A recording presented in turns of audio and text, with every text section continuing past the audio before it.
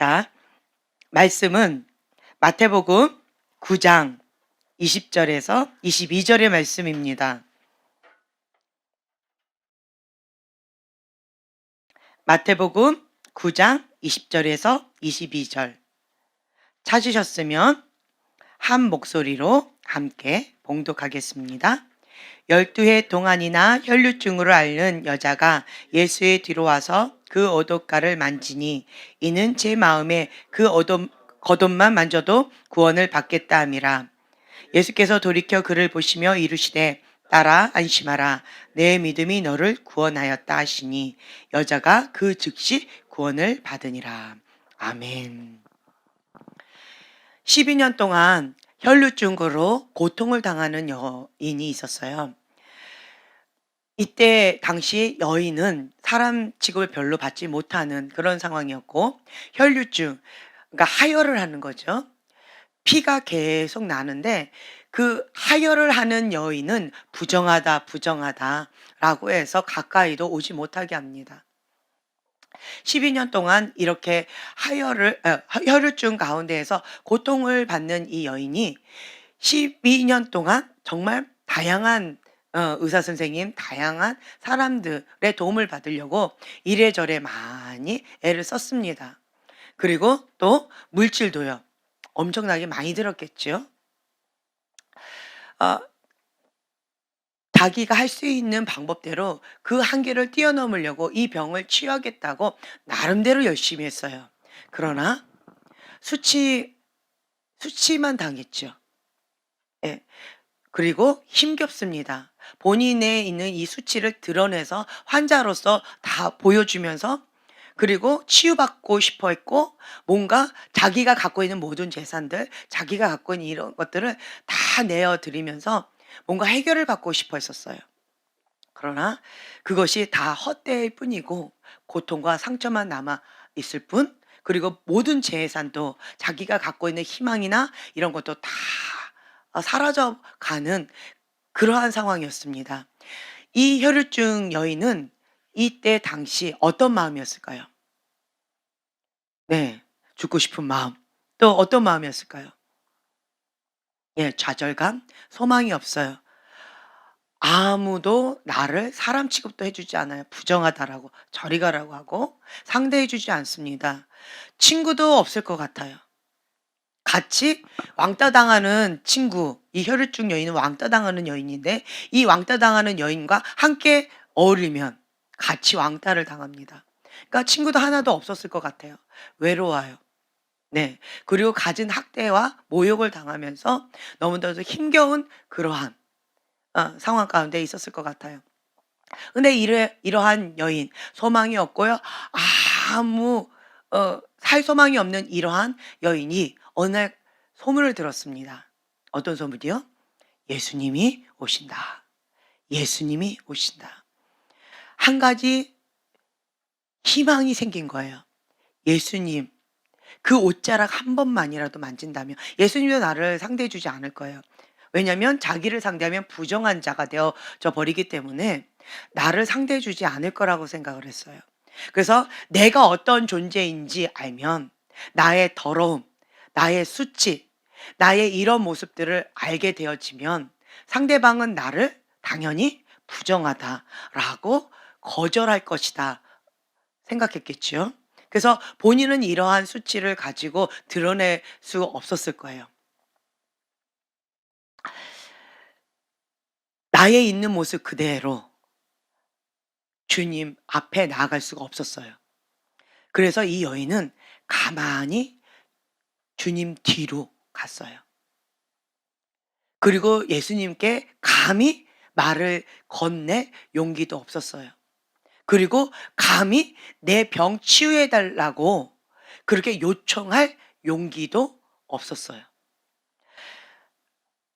이 혈류증의 여인은요, 그 앞에 대목에 보면 회당장 야이로가 예수님 앞에 당당하게 옵니다. 참 그분의 믿음은 대단합니다.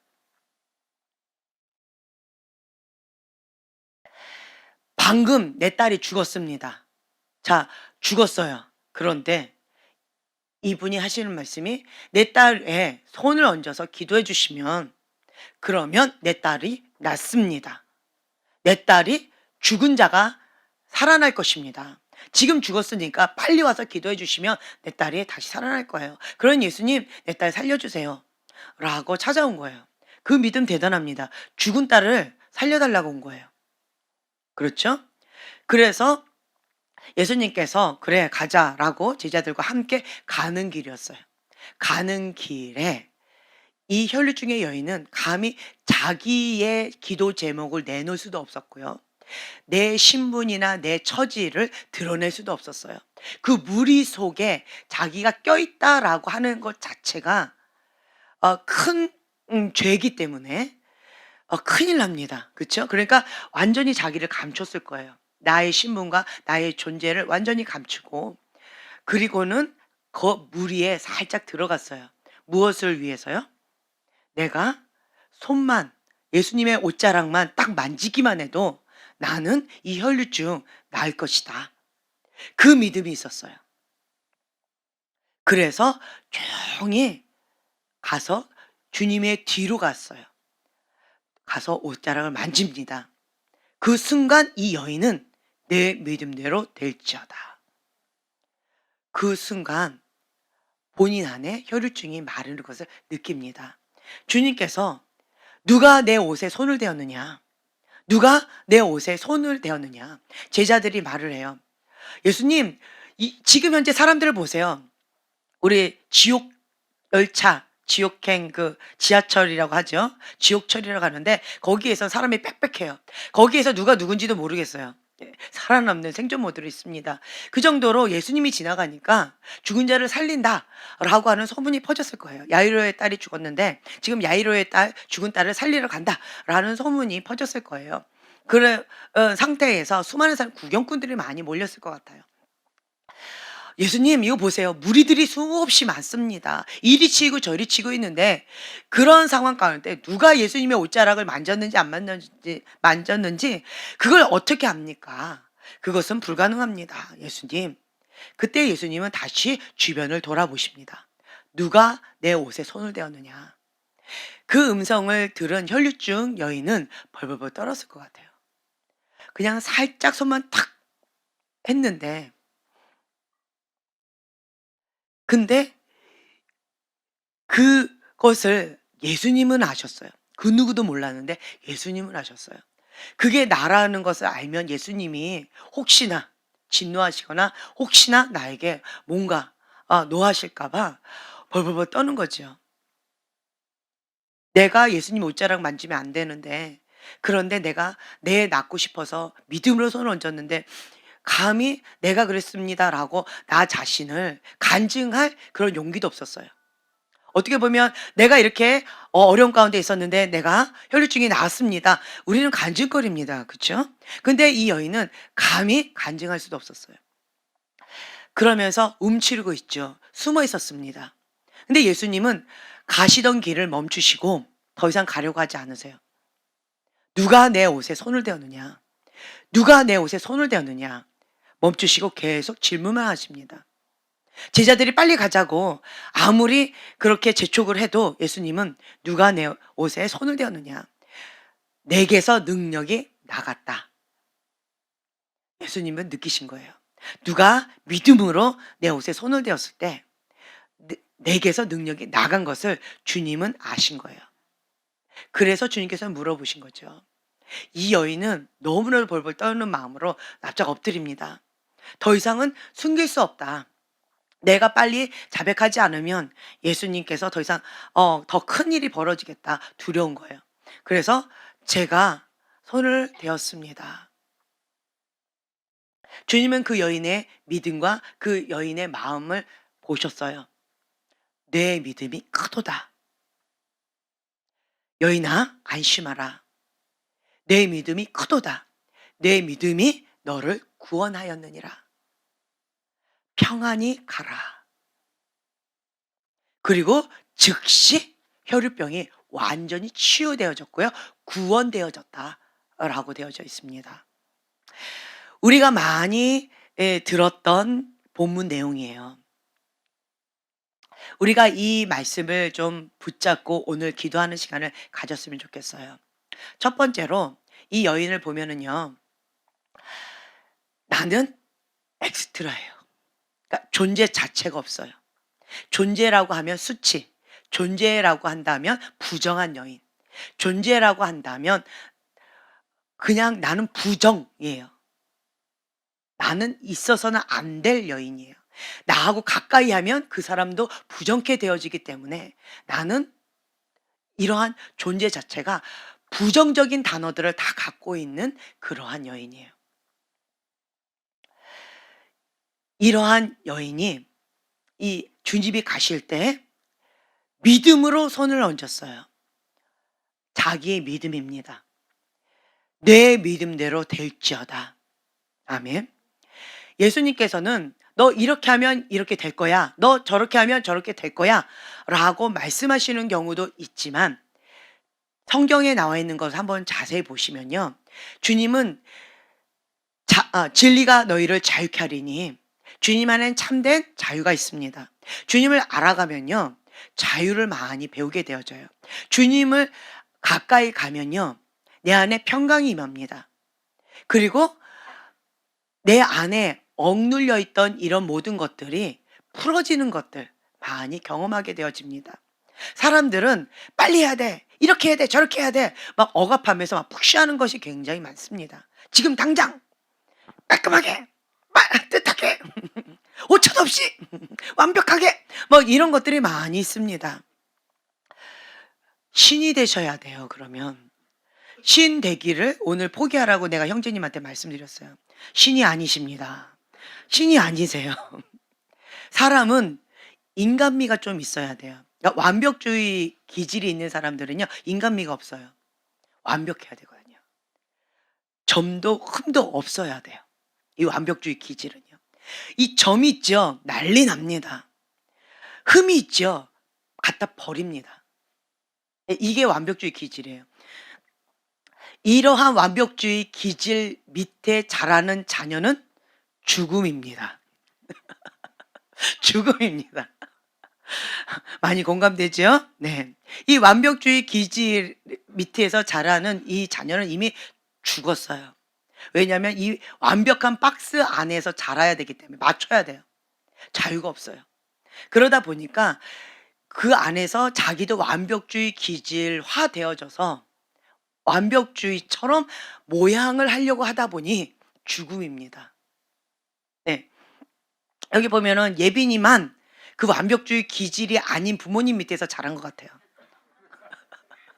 살짝 방종까지 갈 뻔한. 예. 그래서 보면은요, 이 완벽주의 기질 밑에 있는 자녀들은 똑같아요. 그리고 또 재밌는 게 완벽주의, 그러니까 기질 자체가 부모님하고 자녀가 비슷하면 그래도 그나마 조금 괜찮아요. 근데 부모님하고 기질 자체가 완전히 반대인 사람 있죠. 그러니까 자유로운 영혼들. 자유로운 영혼들이 완벽주의 그 부모님 밑에서 자라면요.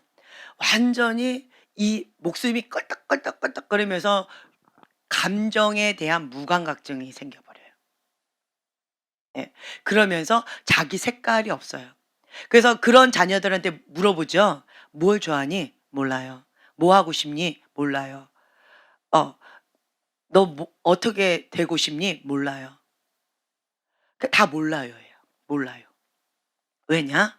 완벽주의 기질 가운데에서 자기의 틀을 막 꽉꽉꽉 쑤셔서 집어넣다 보니까 나를 잃어버렸어요. 나를 잃어버리고 엄마 아빠의 인생을 내가 대신 살아드린 거예요. 그러다 보니까 내가 없어요. 항상 나는 2% 부족한 것 때문에 항상 긴장해야 돼요. 2% 부족한 것 때문에 나를 맨날 학대해야 돼요. 예. 2% 부족한 것 때문에 다른 사람들은 잘했다고 칭찬하고 "우와 멋있다. 부럽다."라고 "최고다."라고 하는데 그런데 나는 항상 열등감 가운데 빠져 있어요. 그래서 보죠. 열등감이 강한 학교가 어딜까요? 제주대일까요? 서울대일까요? 하버드대일까요? 아니면 저기 시골에 있는 전문 어떤 무명의 학교일까요? 예, 하버드. 왜 그럴까요? 예. 오게티를 견딜 수가 없어요. 그리고 이 흠을 견딜 수가 없어요. 그러니까 항상 1 등만 하던 그런 기질 가운데 나는 뭔가를 성공을 해야 돼요. 성공을 해야 되는데 그거를 쪼끔이라도 못하죠. 1% 2% 못하죠. 그러면 그것 때문에 잠을 못 자요. 이게 완벽주의 기질이에요. 한국 사람들 대다수가 완벽주의 기질이 좀 다 있어요. "나는 완벽주의하고 상관이 없어요." 한 분 손 들어 보세요. 네, 할렐루야. 네. 뭐 자신 있게 드세요. 내가 봐도 그래요. 전혀 상관이 없으세요. 네. 그러니까 이게 몇 분들만 여기 다 모여 있네요 그럼. 예, 몇 분들만 아 그렇고 몇 분들만 그렇고 근데 원래 자 잠깐 다시 한번요. 오늘 좀 재밌게 했네요 보니까. 자 "나는 완벽주의하고 상관없어요." 한번 손 들어 보세요. 자신 있게 손 들어 보세요. 손 드세요.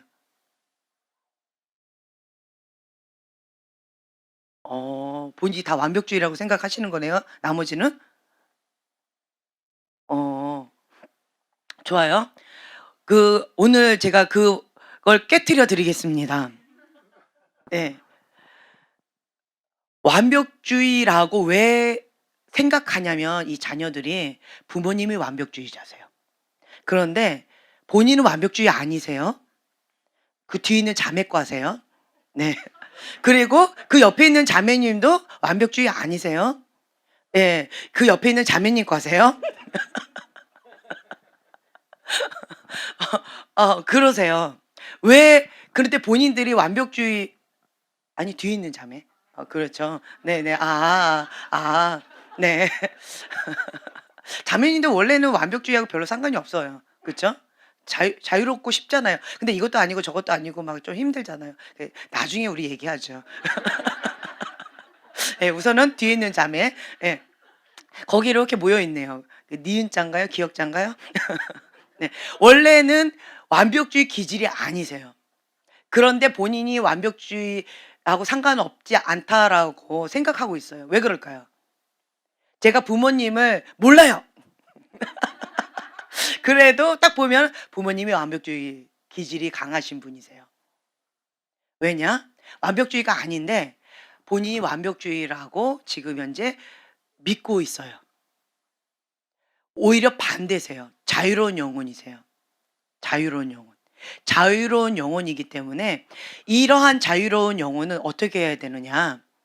부모님 곁을 떠나야 돼요. 네. 부모님 곁을 떠나야 돼요. 예. 부모님 곁을 떠나서 누군지 모르시겠죠? 네, 그쵸? 예. 부모님 곁을 떠나야 돼요. 그리고 이 집 자녀도 마찬가지예요. 부모님 곁을 좀 떠나야 돼요. 그래야지 너무 신났어요. 예. 우리 여기 뭐 팀 하나 만들까요? 네. 부모님 곁을 떠나야지 내 안에 있는 자유가 나와요. 내 안에 있는 자유로운 색깔이 나와요. 내가 나와요. 완벽주의 기질의 부모님 밑에 있는 자녀는요. 내가 없어요. 내가 없어요. 그래서 요런 자녀들을 보면 자 감정에 대해서 별로 이게 딱 이렇게 무감각증에 걸려 있어요, 감정. 예. 완벽주의 기질에 있는 부모님 밑에 있는 자녀들은요. 나는 무감각증이 있어요. 자, 나는 왜 감정이 이렇게 안 느껴지지요? 왜 감정 가운데 이렇게 메말라 있지요? 크게 제가 예전에 얘기했어요. 슬픈 감정, 깊은 슬픔, 그리고 깊은 분노 이 두 개가 만나면 감정에 대한 무감각증이 있다. 한 가지 이유예요. 두 번째 이유는요. 거기에 플러스 이것만 있어도 감정이 무감각증이에요. 거기에다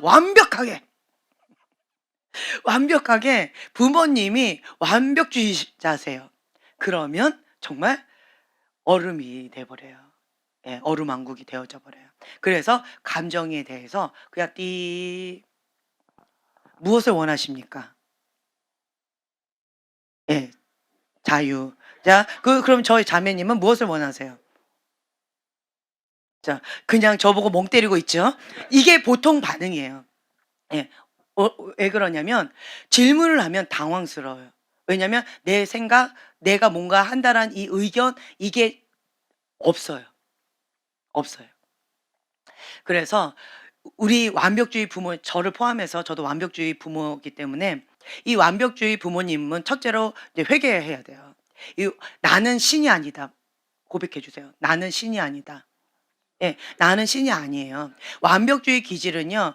내가 사람임에도 불구하고 완벽하게 뭔가를 해내려고 하는 그러한 성향이 있어요. 이거는 완벽하신 분은 딱 한 분밖에 없어요. 누구요? 하나님이에요. 하나님. 하나님 한 분 외에는 없어요. 그래서 하나님처럼 되려고 하면 그게 교만이라는 거예요. 완벽주의 이것을 깊이 회개하셔야 돼요.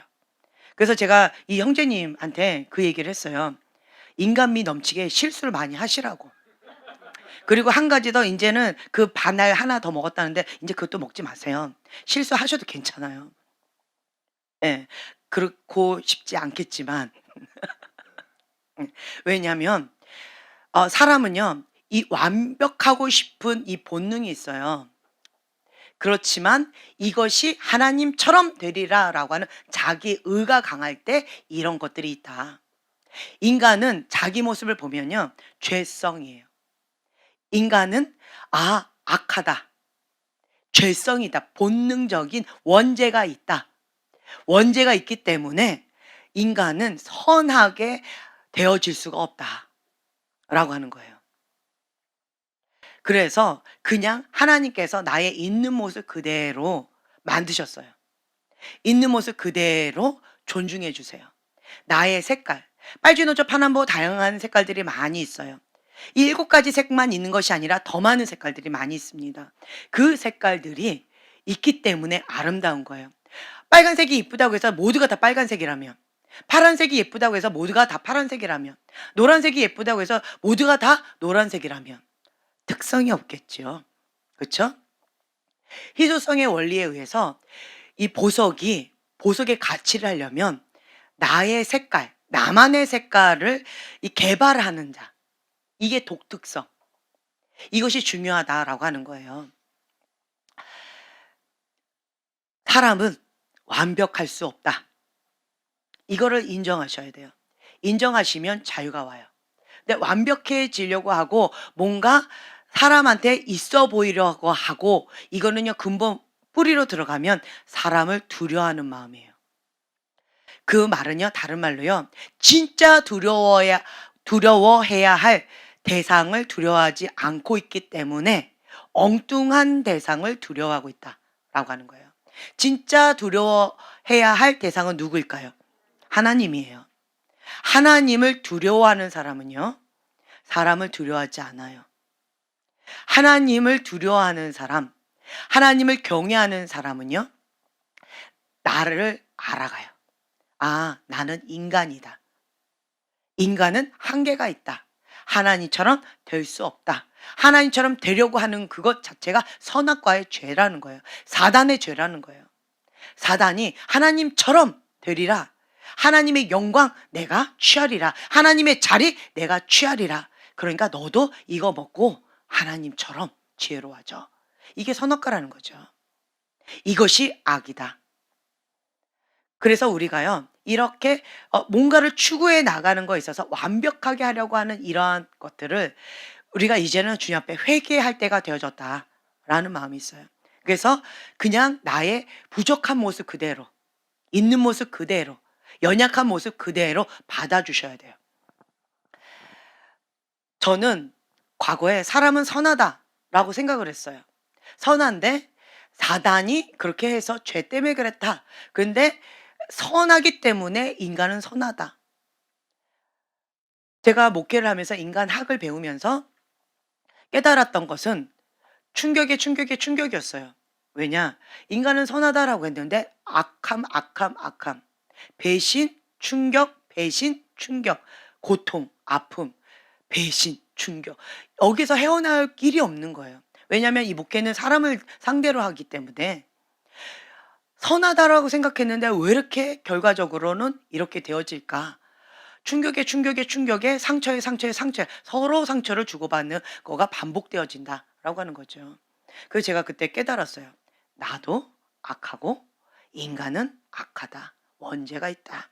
다만 하나님으로부터 우리가 의롭다라고 하는, 믿음으로 의롭다라고 하는 칭함을 받는 것이지, 하나님의 은혜로, 값없는 은혜로 칭함을 받는 것이지, 인간은 본성을 따라가면 악하다라는 거예요. 죄성이 있다. 똑같다. 다만 차이가 있다라고 한다면요. 어떤 사람은 하나님을 바라본다라는 거예요. 어떤 사람은요. 세상을 바라본다. 그냥 그 차이예요. 해바라기, 주바라기. 우리는 하나님을 바라보기 때문에 주바라기, 바라봄의 법칙에 의해서 주님을 닮아져 가고 있다. 주님을 향해서 성장하고 있다. 그것뿐이에요. 꼭 느낌이, 그러니까 콩나물처럼 그냥 어느새 자라는 줄도 모르게 그냥 쑥쑥 커 있는, 자라고 있는 그러한 우리의 모습을 볼 뿐이다. 근데 어떤 사람은 세상을 바라보고 있기 때문에 세상 가운데에, 그리고 죄성 가운데에 심은 대로 거두게 되어진다라고 하는 거죠. 여러분들이 무엇을 향해서 심습니까? 그 심은 대로 거둔다. 육신의 소욕을 위하여서 심는다라고 한다면 그 결과물을 거두게 될 것이고요. 그리고 성령을 위하여서 심는다라고 한다면 그 성령의 열매를 거두게 되어진다라고 하는 거죠. 우리가 한번 찾아볼까요? 갈라디아서 6장의 말씀이에요.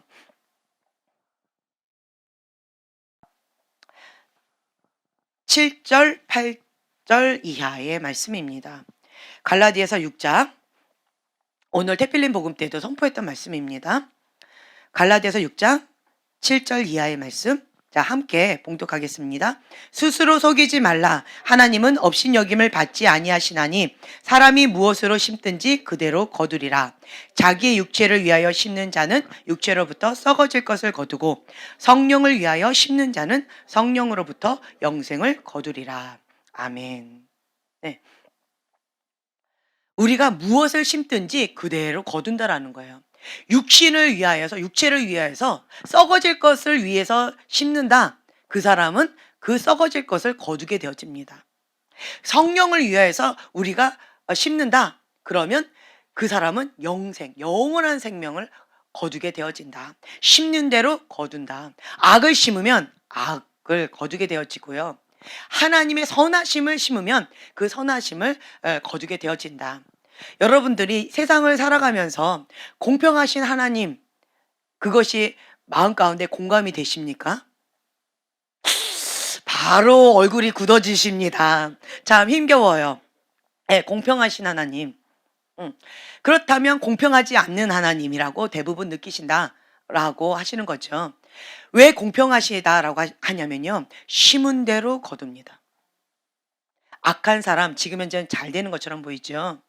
심은 대로 거둡니다. 지금은 잘 되는 것처럼 보일지 모르지만 결국은 본인이 심은 대로, 자기가 심은 것을 그대로 먹게 되어진다. 하나님은 공의의 하나님이세요.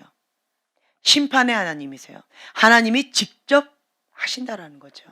네. 그래서 그 분야에 내가 심판자가 되려고 하면 그 멸망받는 그 자리에 내가 같이 가는 거예요. 같이 받아버려요.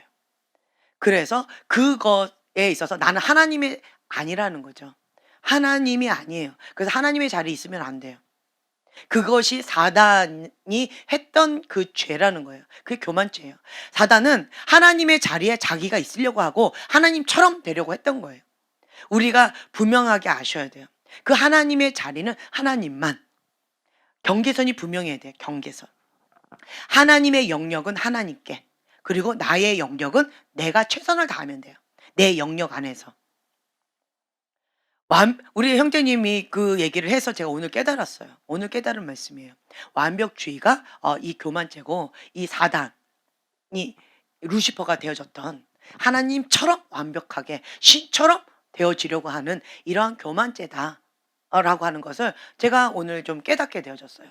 왜냐하면 저 자신도 완벽주의 기질이기 때문에 항상 제가 들었던 얘기가 뭐냐면 2% 부족한 것 때문에 잠을 못 자요. 98점 받으면 잠을 못 자요. 네.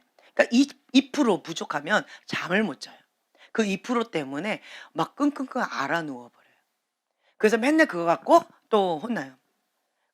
2% 보지 말고 98%를 보라고. 잘한 것을 보고 자기 자신한테 좀 칭찬 좀 해 주라고. 근데 그게 안 되는 거예요. 왜 그럴까요? 완벽주의 때문에 그래요. 이것이 교만죄라는 거예요. 이것이. 네. 우리 자유로운 영혼은 그런 교만죄를 짓지 않습니다. 할렐루야. 뭐 그건 남의 얘기지 뭐. 음. 그래서 여러분들이요. 하나님의 그 경계선 그것 가운데 내가 침범하지 말자. 오늘의 숙제. 하나님의 경계선에 내가 침범하지 말자. 고백하세요. 하나님의 경계선에 내가 침범하지 말자. 네. 그래서 하나님처럼 되려고 하지 말자. 네. 내가 완벽하려고 하지 말자. 왜냐하면 완벽주의 기질의 사람들은 자기 정죄가 많아요. 죄책감이 많아요. 왜냐? 완벽주의 기질을 하나님처럼 되려고 하는 이 본능이 있는 거예요. 하나님처럼 완전해지려고. 완벽해지고 싶은 거예요. 근데 인간이 그렇게 될 수 있어요, 없어요? 불가능합니다. 그러니까 불가능한 거예요. 불가능해요. 배나무가 사과나무가 되는 건 불가능합니다. 불가능한 것을 하려고 하니까 항상 뭘 느껴요? 좌절, 실망, 정죄감, 죄책감. 불가능한 것을 하려고 하니까 당연한 결과예요. 그런데 거기에서 계속 악순환, 죄책감, 정죄감, 너는 그것밖에 못해. 그러니까 참소, 아픔, 고통, 열등감. 그리고 조금 잘하면 우월감. 그리고 다른 사람을 또 정죄하고 비판하고 판단하는 이러한 또 교만죄. 이게 악순환이 되어진다는 거예요. 그래서 완벽주의 기질에 있는 사람들이 짓는 죄가 이러한 죄다. 우리 오늘 완벽주의에서 탈피합시다. 아멘.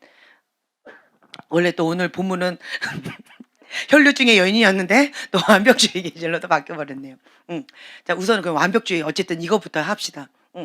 실질적으로 우리가 내 안에 혈류증에 있는 이 여인은요 완전히 반대인 거예요. 완벽주의하고 완전 반대인 거예요. 수치와 모멸감 가운데 그냥 똘똘 뭉쳤어요. 그때 그 여인처럼 여기 화상 입었던 그 여인처럼 그러니까 존재감 자체가 그냥 너무 어그러진 그러한 여인인 거죠. 부정한 여인. 나 만나면 부정하게 되어진 거예요. 그래서 아무도 나를 만날 수 없는 거예요. 나 때문에 이 사람 불행해지고 나 때문에 어려움을 겪게 되어지니까. 그러니까 존재감 자체가 굉장히 없는 그런 여인이죠. 이러한 여인이 예수님 만나고 해결받았어요. 이러한 여인이 믿음으로 손을 얹었어요. 예수님의 옷자락을 만졌다라고 하는 거죠. 이건 내 믿음인 거예요. 그렇죠? 나의 믿음이에요. 주님께서는 내 믿음대로 될지어다. 아멘. 오늘 우리는 완벽주의에서 탈피됩니다. 내 믿음대로 될지어다. 아멘. 아멘. 이제 하나님을 만나면요. 예수님을 만나면 자유를 누리게 되어집니다. 혈류증 여인이 예수님 만나고 이 고통에서 자유케 되어진 것처럼 구원받은 것처럼 우리가 예수님을 오늘 이 시간 만나게 되어진다라고 한다면 내가 지금 현재 너무 고통받았던 그 문제에서 자유케 되어져요. 아멘. 저는 오늘 예수님을 이 자리 이곳에서 예배를 드리면서 만나면서요. 완벽주의 기질의 이것 가운데서 자유케 되어질 것을 예수님의 이름으로 선포합니다. 아멘. 믿습니다. 그러니까 예수님을 만나면요. 자유가 와요. 예수님을 만나면요. 물이 포도주가 되어집니다. 되어지는 거예요. 물이 아무리 애쓰고 있어도 포도주가 될 수 있어요, 없어요? 불가능합니다. 그냥 심플해요. 물이요. 예수님 만나면 돼요. 그러면 포도주가 되어져요. 혈류증의 여인이 자기 힘으로는 불가능합니다. 불가능한 거예요. 인간의 힘으로는 불가능한 거예요.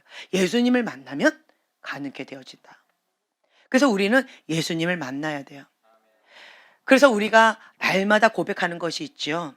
예수님이면 충분합니다. 예수님이면 충분하다라고 하는 거예요.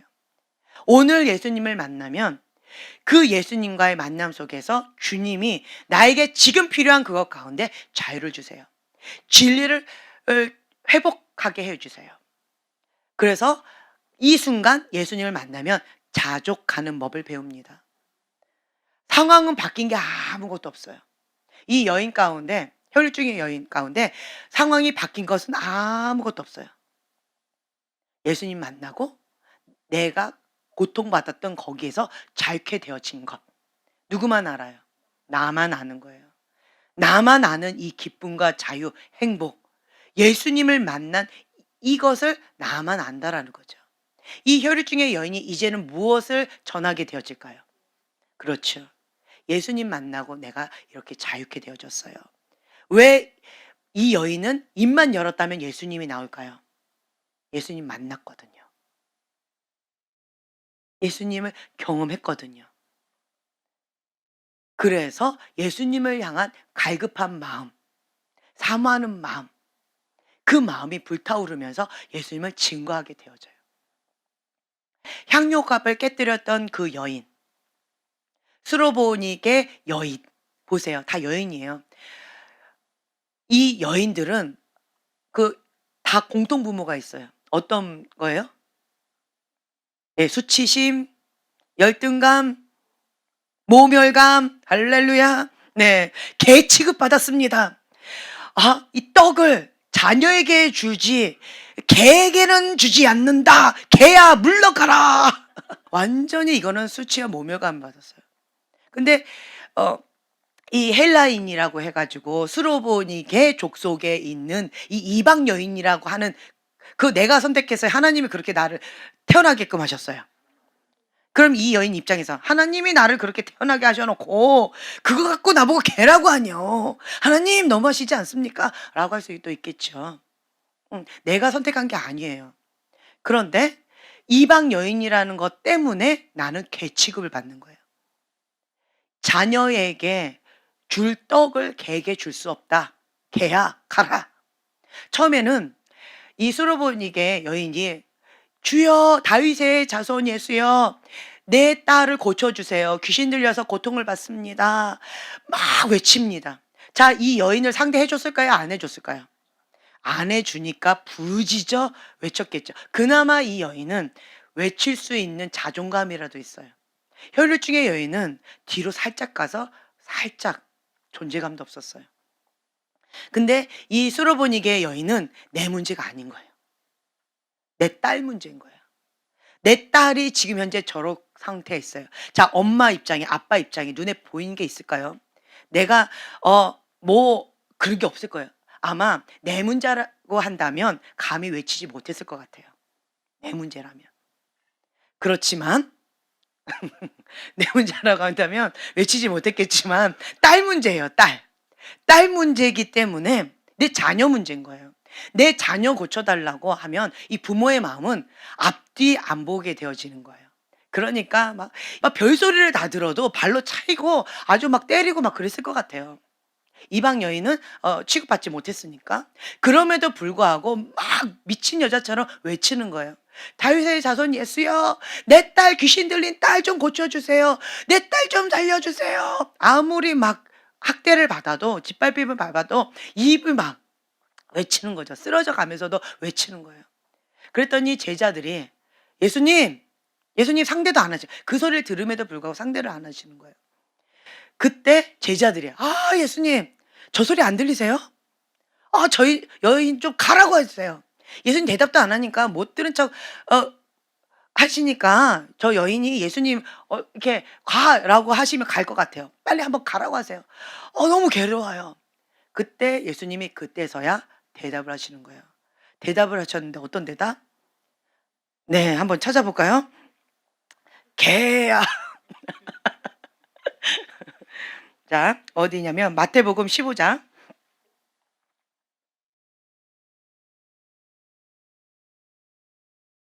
예, 마태복음 15장에 있어요.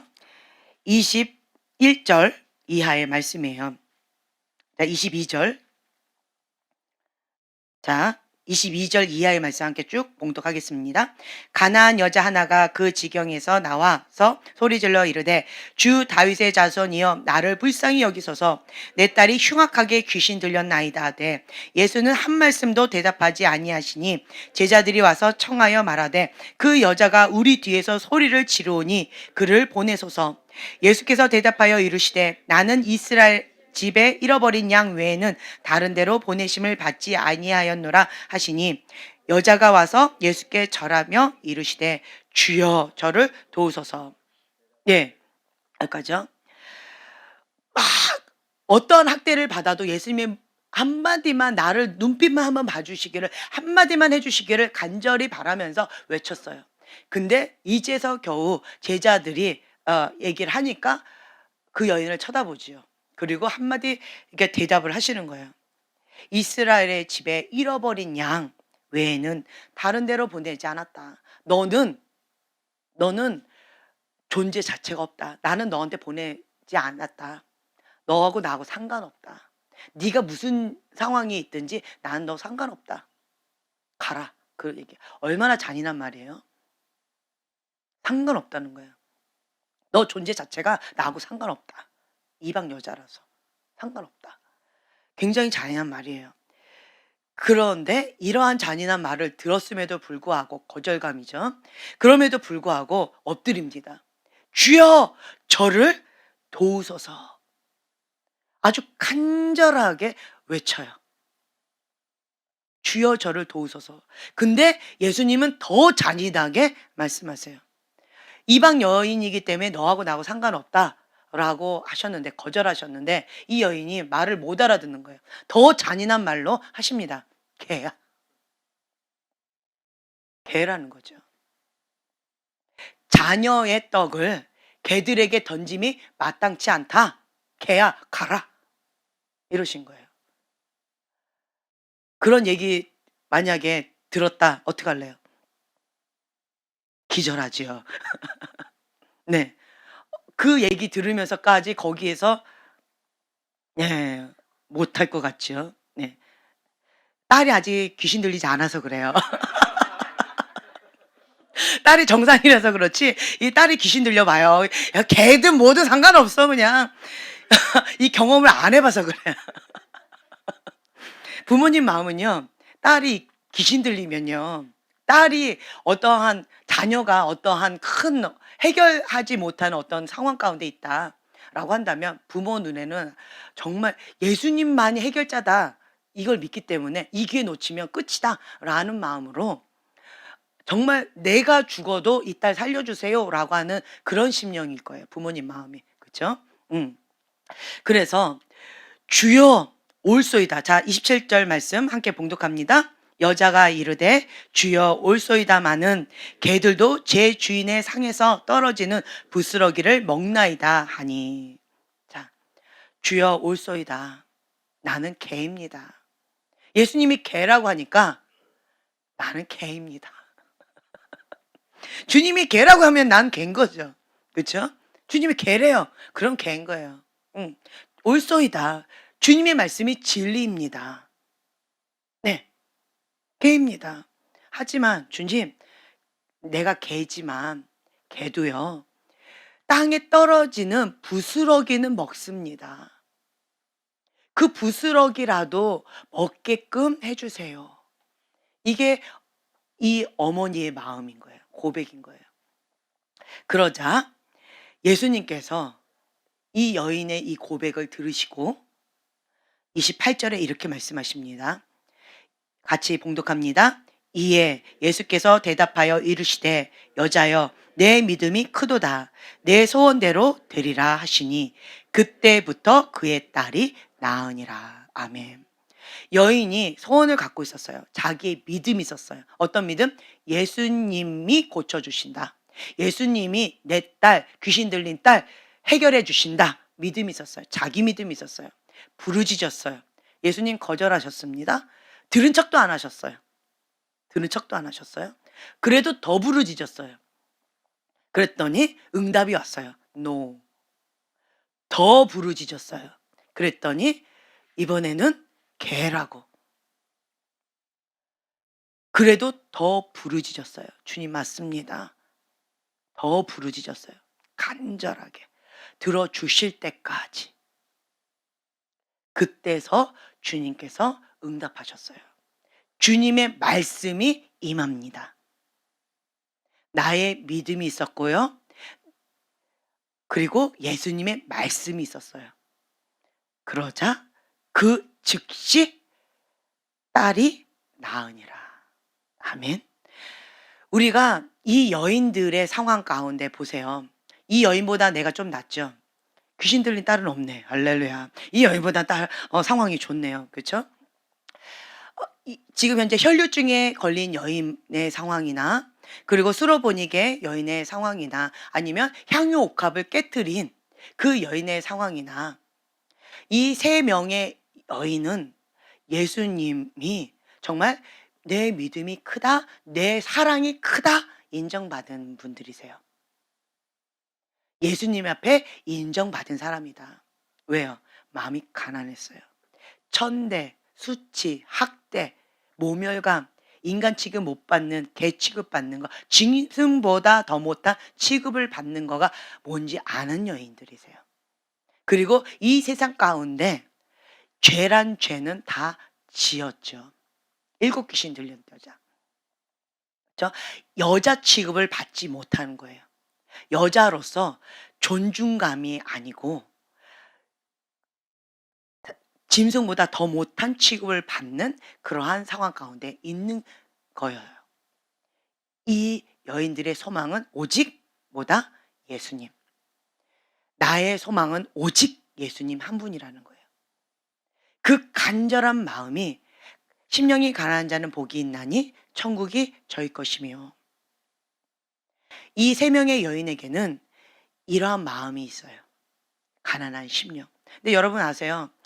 악한 자라고 죄악 가운데 있는 자라고 심령이 가난하지 않아요.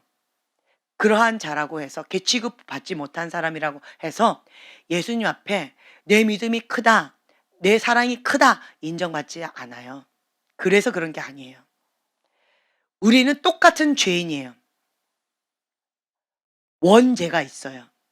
사람은 원죄가 있기 때문에 큰 죄, 작은 죄, 우리는 도토리 키재기지만 하나님 눈에는 다 고거가 고거예요. 우리 애들이 맨날 컸대요. 얘보다 자기가 컸대. 둘이 맨날 그렇게 얘기해요. 자, 내가 볼 때는 도토리 키재기예요. 근데 본인들은 굉장히 큰 거예요. 차이가 커요. 그거와 똑같아요. 하나님 눈에는 그렇게 도토리 키재기처럼 우리의 모습이 보일 것 같아요. 원죄가 있기 때문에, 죄 본능이 있기 때문에. 하지만 우리끼리는 얘보단 내가 나아, 쟤보단 내가 나아. 이것이 우리의 인간의 본능이라는 거죠. 죄는 거기서 고만고만한데 뭐가 차이냐? 이 여인들의 특징은 뭐냐면 자기에 있는 이 상황 가운데 가난한 심령이 있다라는 거예요. 해결자가 예수님 외에는 없다라고 하는 것을 절실히 알았다는 거예요. 그리고 그것에 대한 믿음의 행동을 한 거예요. 아는 사람 많을 거예요. 맞아, 내 죄 커. 흉악범을 지은 아주 그러한 큰 죄를 지은 사람이라 할지라도 뭐 그거 뭐 그 정도 죄 같고 뭐 이런 사람 참 많아요. 하지만 이 여인들은 내 죄가 큽니다. 나는 개입니다. 나는 인간 취급도 받지 못한 그러한 죄인입니다. 그렇기 때문에 예수님이 필요합니다. 예수님 만나면 나는 자유케 되어지고 내 인생 바뀝니다. 예수님 만나면 내 문제가 해결됩니다. 예수님이면 충분합니다. 라는 고백이 있었다라는 거예요. 그래서 이 세 여인의 공통부모는 전부를 다 드렸다라는 거죠. 주님 앞에. 향유갑을 깨뜨렸어요. 어떠한 상황 가운데 개취급을 받는다 할지라도 주 앞에 엎드립니다. 이 혈류증의 여인도 믿음으로 만약 발각됐다 그러면 막 매맞아 죽을 거예요 아마. 그 자리에 왔기 때문에. 근데 죽을 각오를 하고 와서 예수님을 뒤에서 살짝 옷가에 손을 댄 거예요. 목숨 걸고 그런 행동을 했다라고 하는 거죠. 보편적인 죄인들과 이 세 명의 여인의 차이점을 보셔야 된다라고 하는 거죠. 예수님은 이러한 여인에게 "내 믿음이 크다. 내 믿음이 너를 구원하였다. 너의 사랑이 크다."라고 말씀하셨다라는 거예요. 그렇다라고 한다면 여러분들이 아셔야 될 게 주님의 은혜가 있는 그곳 가운데 "내가 괴수 중에 괴수입니다."라는 고백이 나와요. 주님의 은혜가 없지요. 나만큼만 살아! 이게 인간의 본능이에요. 그죠? 처음에 용기와 구원 보기 전에는 나만큼만 해. 그쵸? 아버지로서 나만큼만 해. 라고 했다라는 거예요. 근데 용기와 구원을 보니까 성경에 나와 있는 아버지 상을 보니까 나는 정말 아니었다. 왜 그럴까요? 왜 이런 생각을 하게 되어졌을까요? 그 기준이 뭐예요? 나만큼만 해라고 하는 기준이 누구였어요? 아빠였잖아요. 내 아빠. 내 아빠보다 내가 좀 더 나은 거예요. 그러니까 나만큼만 해. 자기 의로 반응했어요. 다른 사람들은 그거 갖고 안 돼요. 아무리 외쳐도 나만큼만 해. 내 아빠보다는 내가 좋은 아빠야. 기준이 아빠여서 그래요. 근데 그 기준이 이 말씀의 기준이 아니었다라는 걸 깨닫게 되어진 거예요. 성경에 나와 있는 기준에 비하면 나는 갈 길이 멀다. 할렐루야. 할렐루야. 갈 길이 멀다 합니다. 네, 성경의 기준 가운데 나를 보니까 괴수 중에 괴수입니다. 하나님의 은혜가 임하면 괴수 중에 괴수입니다. 라고 고백되어진다는 거예요. 내가 죄를 많이 지어서 다른 사람보다 죄를 더 많이 지어서 괴수 중에 괴수입니다. 라고 고백하는 수도 있겠지만 보편적으로는요. 은혜가 큰 자리에 그렇게 고백이 나와요. 주님의 은혜가 크게 임하면 내가 괴수 중에 괴수입니다. 라는 고백이 나와요.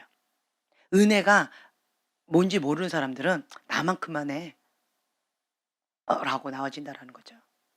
그래서 여러분들이 이 세 명의 여인들을 보시면 하나님 앞에 갈급한 심령 가운데 주님 앞에 나아가는 이러한 자세들을 우리가 좀 본받았으면 좋겠어요. 아멘. 나는 개입니다. 그래도 좋습니다. 예수님 만나면 내가 해결됩니다. 예수님 만나면 문제 해결됩니다. 자, 그런 믿음으로 외쳤어요. 여러분, 마음에 소원 갖고 기도하지요. 그쵸? 마음에 소원 갖고 기도하는데 그냥 바로바로 응답이 되던가요? 바로바로 응답이 되던가요? 안 돼요. 꼭 느낌이 이 소로보니게 여인처럼 그런 느낌일 거예요. 내가 아무리 외치고 아무리 부르짖고 저 사람 막 주변에서 시끄럽다 그래요. 기도 그만하라고. 유별나게 왜 이렇게 기도 많이 하냐고. 너만 믿냐고. 왜 이렇게 너만 유별나게 하냐고. 너만 목소리 크냐고. 나도 크다고. 막 이러면서 막 유별나다고 막 이러는 거죠. 주변에서 아무리 그래도 예수님 보지도 않아요. 대답도 없어요.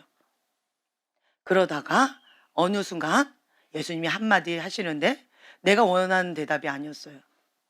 그러면 거기서 거절감. 끝내는 게 아니에요. 주님 앞에 더 간절하게 스로보니게 여인처럼 더 간절하게 다윗의 자손 예수여 주여 나를 불쌍히 여기소서 주여 나를 불쌍히 여기소서 하고 주님 앞에 더 간절하게 엎드려서 기도한다라는 거예요. 두드리는 거예요. 자꾸 찾는 거예요. 문을 여는 거예요. 그렇게 주님 앞에 간절하게 포기하지 않고 계속 기도를 하는 거예요. 그러면 주님께서 또 응답이 또 이렇게 나옵니다. 그럼에도 불구하고 진짜 이걸 원한다면 주님 올소이다. 이렇게 나오는 거예요. 주님 올소이다. 그럼에도 불구하고 주님 내가 주님 없으면 못 살겠습니다. 나는 개입니다. 주님이 올소이다. 주님 그럼에도 불구하고 주님께서 해결해 주셔야 합니다. 그렇기 때문에 내가 개이기 때문에 다른 사람보다 주님이 더 많이 필요합니다. 다른 사람들은 예수님 없어도 혼자 잘 사는 것 같이 보이지만 나는 개이기 때문에 주님이 부스러기라도 주셔야지 그거 먹고라도 저는 살 수가 있습니다. 주님 불쌍히 여겨 주시옵소서라고 더 납작 엎드리면서 주님께서 그 부스러기 주실 때까지. 엘리야가 기도할 때 그냥 기도한 게 아니에요. 이 무릎 사이에 고개를 쳐박고, 그거 참 힘든 자세예요. 한번 해보세요. 참 몸도 유연해요. 한번 해보려고 했더니 잘 안 들어가더라고요. 무릎 사이에 고개를 쳐박고, 그리고는 간절하게 기도를 하는데, 뭐가 올 때까지? 구름 한 점. 구름 한 점 올 때까지 그렇게 기도했다라고 하는 거예요. 그것처럼 이 수로보니게 여인도요, 주님의 응답, 사인이 올 때까지 간절하게 찾고 구하고 두드리고 두드렸다라고 하는 거예요. 그때서야 주님이 말씀하시는 거예요. 내 믿음이 크도다. 내 믿음이 크도다. 포기하지 않고 끝까지 선을 행하면서 끝까지 기도하는 거예요. 그러면 주님이 마지막에는 내 믿음이 크도다. 내 믿음이 너를 구원하였다. 내 소원대로 되리라. 아멘. 평안히 가라. 이렇게 응답하신다라고 하는 거예요. 하나님은 이런 분이세요. 이런 분이세요. 원래는 안 되는 거였어요. 근데 이렇게 하셨어요. 자, 여러분들이 간구하고 구하는데 응답이 안 이루어져요. 어떨 때만 안 이루어진다? 두 가지 이유가 있어요. 야고보서 4장에 2, 3절에 나와 있어요. 두 가지가 있어요. 첫째는 뭐예요? 구하지 않아서. 근데 난 지금 구했잖아요. 그렇죠? 그런데도 이루어지지 않았어요. 그건 왜? 정욕을 따라 구했기 때문에. 자기의 욕심을 따라 구했기 때문에. 하나님의 뜻과 상관이 없기 때문에. 그래서 이루어지지 않는 거예요. 기도 응답이 안 되는 건 이 두 가지예요. 그렇죠? 근데 보세요. 귀신 들린 딸이 자유케 되어지는 거 하나님 뜻일까요, 아닐까요? 뜻이죠. 귀신 들린 딸 계속 있기를 하나님 원하신다고 생각하세요? 고민하시네? 네, 아니죠. 그렇죠? 하나님 뜻 맞습니다. 하나님 뜻 맞아요. 두 번째 거 맞죠? 그리고 첫 번째 거 간구하는 거예요. 그러면 하나님 뜻이 맞다라고 한다. 여러분들의 기도 제목이 하나님 뜻이 맞다. 내 정욕을 따라서 구한 것이 아니다. 하나님 뜻 가운데 있는 기도 제목이다.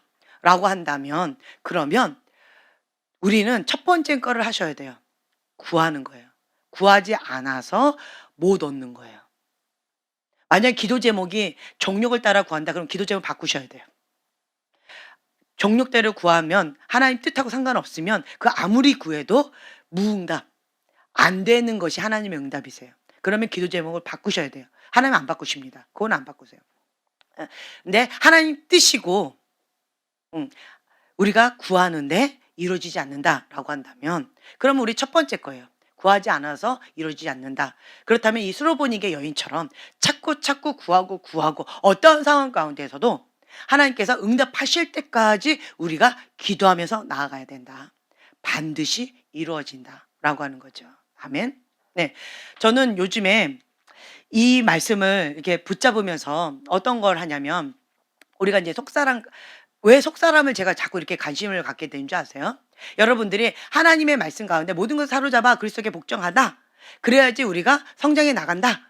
그리스도의 장성한 분량까지 우리가 자라나간다. 라고 하는데 멈춰요. 그리고 뺑뺑이를 돌아요. 성장이 멈춰. 뺑뺑이를 돌아요. 왜 그럴까? 그리고 하나님의 사람이 순종하고 하나님과 동행하다가 갑자기 딴 길로 가요. 왜 저럴까? 뭐 때문에 이럴까? 끝까지, 마지막까지 하나님의 사람으로서 아름다운 열매를 거두어야 되는데, 중도하차 아니면 뺑뺑이, 광야에서 뺑뺑이 돌다가, 광야에서 헤매다가 멸망의 길로 갔더라. 뭐 하다가 원방불평하다가. 이러한 경우들이 너무 많은 거예요. 교회는 종합병원이라 말씀드렸죠. 종합병원이다 보니까 대부분은 다 이런 거예요. 그리고 몇 소수의 사람들만 성장해요. 뭐 하는 만큼? 순종의 속도가 성숙의 속도입니다. 하나님 말씀 가운데 순종하면 성장해요. 근데 하나님 말씀에 순종을 못해. 그 성장 못해. 그리고는 뭐가 나오냐? 원망하고 불평해요.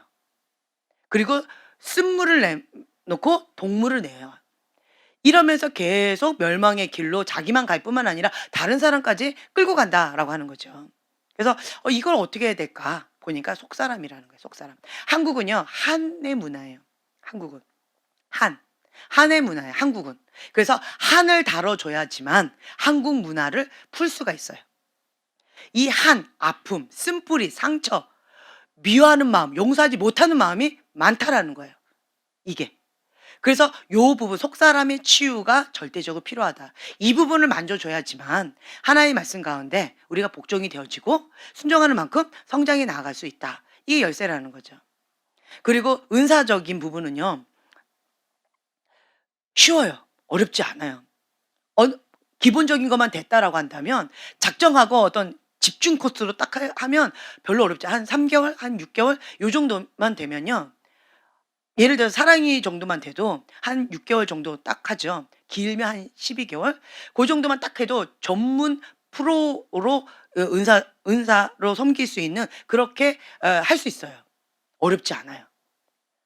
길어야 3개월, 6개월, 12개월이에요. 그거는 별로 어렵지 않아요. 근데 뭐가 어렵냐? 이 속사람이에요. 이 속사람은 20년 돼도 어렵더라고요. 40년 돼도 어렵더라고요. 이거는 쉽지가 않더라고요. 그리고 또 민감해요. 민감하기 때문에 좀 이렇게 잘 다뤄야 돼요, 또.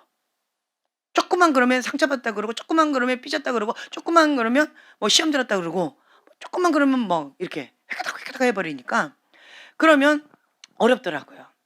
그래서 여러분들은 이 부분, 그러니까 우리가 하나님 앞에 나아가는 데 있어서 하나님 앞에 성장하는 게 목적이에요. 우리가 그리스도의 말씀, 이 성경 말씀에 있는 것 가운데 하나님의 말씀에 순종하는 것이 우리의 목적인 거예요. 하나님의 말씀과 순종하고 그 뜻 가운데 우리가 자라가는 거가 목적이에요. 그렇게 하기 위해서는 우선은 먼저 이 속사람의 다름을 받아야 된다라고 하는 거죠. 근데 악한 마음, 그러니까 마음을 완악하게 하는 사람들은 의도적으로 하나님의 말씀을 거부하고 듣기를 거부하고요. 하나님 보기를 거부하는 사람이 있어요. 완악한 사람들. 완악한 사람들은 그런 게 있어요. 하나님 말씀임에도 알면서도 안 하는 사람들이 있어요. 완고한 사람들. 그런 사람들이 있어요. 그런 파트가 있고 그런 사람들 어떠냐? 길가발 돌자발 가시덤불발 요런 사람들이 그래요. 근데 반대로요. 그런 게 아닌데 하고 싶은데 안 되는 사람들도 있어요. 왜 그러냐? 상처 때문에 그래. 한 때문에 그래요. 그래서 요 부분을 좀 다뤄주면 좀 이거를 풀어주면 그러면 되어지더라고요. 그래서 여러분들이 이 포커스를 지금 현재는 여기에다가 남의 거 신경 쓰지 마시고요. 내 거 여기를 먼저 하나님 앞에 죽기까지 복종하는 하나님의 사람으로서 예수 그리스도의 장성한 분량까지 자라가는 예수님의 제자의 삶을 살아가는 게 우리가 지금 현재 목표를 가지고 있는 거예요. 그걸 하기 위해서는 내 안에 있는 거 요것부터 해결하자는 거예요. 그러면 내 안에 하나님 앞에 순종하고 싶은데 안 되는 어떤 거가 있을 거 아니에요. 그렇죠? 한번 생각해 보세요. 그거 혹은 한번 적어 보세요. 그게 뭔지. 그리고 그걸 붙잡고 우리 수로보니게 여인처럼 이거 붙잡고 기도했으면 좋겠어요. 저는 아까 여러분들에게 고백했던 것처럼 완벽주의 기질. 네, 그 부분을 놓고 하나님 앞에 박살나게 해달라고. 그래서 자유케 해달라고. 많이 자유케 되어졌어요. 주님을 만나면 만날수록 그리고 주 앞에 나가면 나갈수록 이 완벽주의 기질이 깨어지더라고요. 그러면서 진리가 너희를 자유케 하리니 자유가 되어지더라고요. 네. 좀 못하면 어때? 괜찮아. 라고 하지는, 그러니까 주님은 나한테 완벽한 걸 기대하지 않으시더라고요. 사람은 뭔가 기대하는 게 있어요.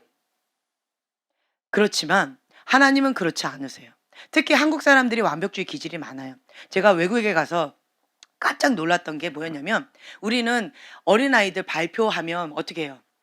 실수 없어야 돼요. 밤새고 연습시켜요. 그런데 거기 갔더니 어린이부 무슨 발표회래요. 근데 무슨 망아지 쇼 같았어요.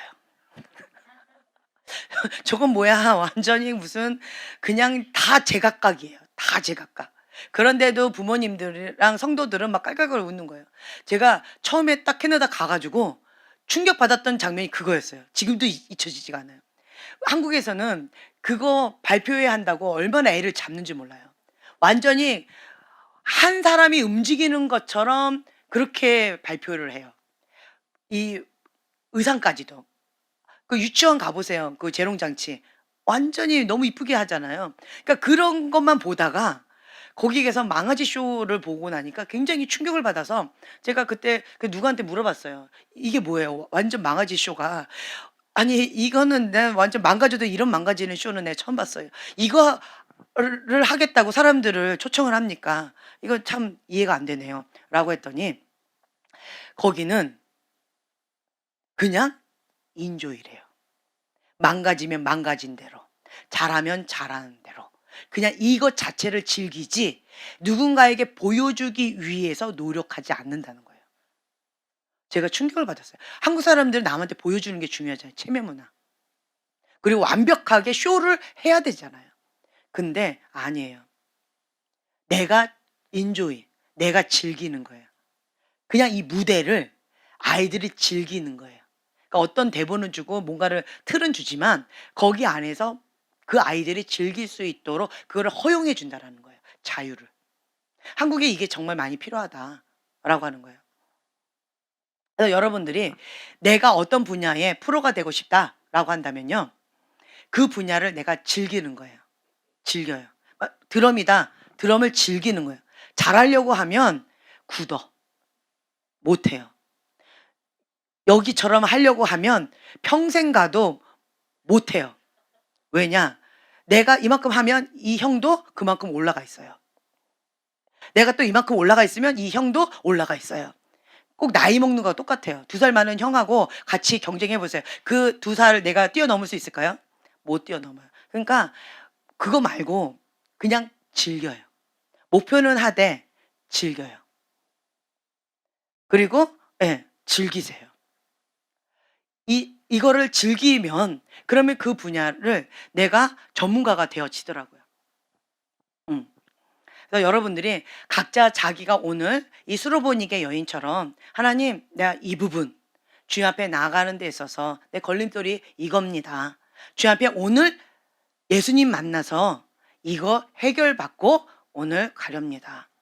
주님 이거 붙잡고 내가 나아가겠습니다. 어떤 분들은 이렇게 핑계를 대는데 어떤 핑계냐? 나 예수님 못 만나서 해결받지 못했어요.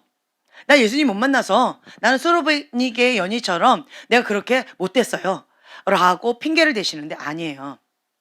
이 수로보니게 여인은 만날 때까지 응답될 때까지 구름 한 조가 쌓인 줄 때까지 그 자리를 안 떠난 거예요.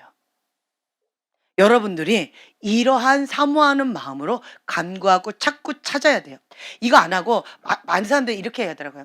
하나님 원합니다. 믿습니다. 이루어질 줄 믿습니다. 아멘. 이러고 빠빠이 하고 가요. 이루어질까요? 난 믿었는데. 난 믿었어요. 내 믿음대로 될지어다 라고 했다면서요. 그렇죠. 기도의 양이 차야 돼요.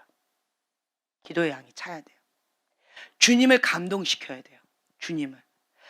주님 보세요. 주님이 감동하셨어요. 그리고 감동하신 그 주님께서 말씀하셨어요. 내 믿음이 크도다. 내 소원대로 될지어다. 주님을 감동시킬 정도로 우리가 찾고 부르짖고 그렇게 나가야 된다라고 하는 거죠. 아멘. 네. 그래서 우리가 기도하는 태도가 조금 좀 달라져야 된다라고 저는 생각이 되어져요. 하나님 앞에 나는 하나님의 사람입니다. 하나님 이 기도 제목 주님께서 응답하셔야 됩니다. 주님 이루어 주셔야만 합니다. 이거 하나님의 뜻이 맞습니다. 그렇다라고 한다면 내가 이걸 찾고 찾을 때 주님께서 이루어 줄 줄로 믿습니다. 주님이 해결해 주실 줄로 믿습니다. 라고 하면서 우리가 끝땅 볼 때까지 기도하시는 여러분들이 되시길 예수님의 이름으로 축복합니다. 우리가 이 말씀 붙잡고 주여 3번 부르짖고 기도하겠습니다.